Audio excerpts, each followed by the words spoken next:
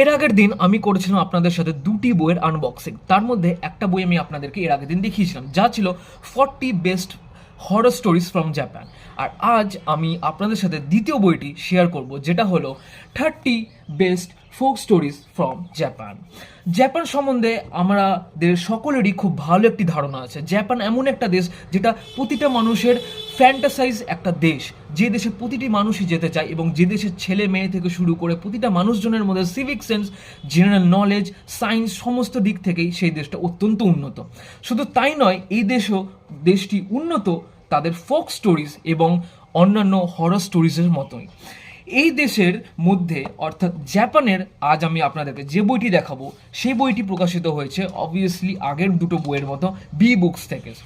এবং এই বইটির ব্যাপারে যদি বলি, এই বইটি একটুখানি ইউনিক। এই বইটির দাম 350 টাকা, ডেলিভারি চার্জ মিলিয়ে বইটি আমি অ্যামাজন থেকে কিনেছি এবং বইটির দাম পড়েছে 294 টাকা।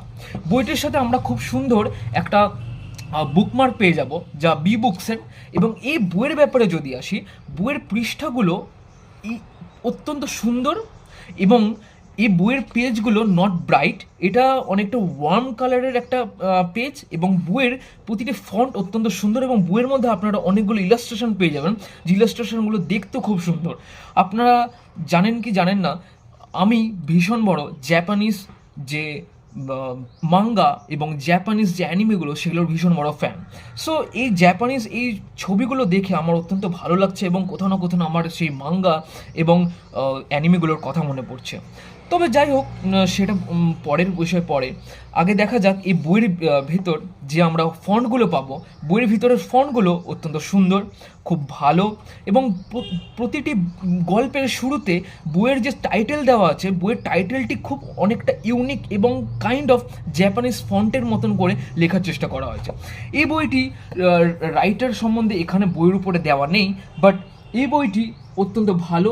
বেসিক্যালি এখানে কোনো রাইটার সম্বন্ধে দেওয়া নেই এই কারণ এই সমস্ত গল্পগুলো আপনারা যে 30টি গল্প পাবেন, সেগুলো সমস্তই জাপানিজ ফোক স্টোরিজ, অর্থাৎ লোককথা বা লৌকিকথার গল্পগুলো।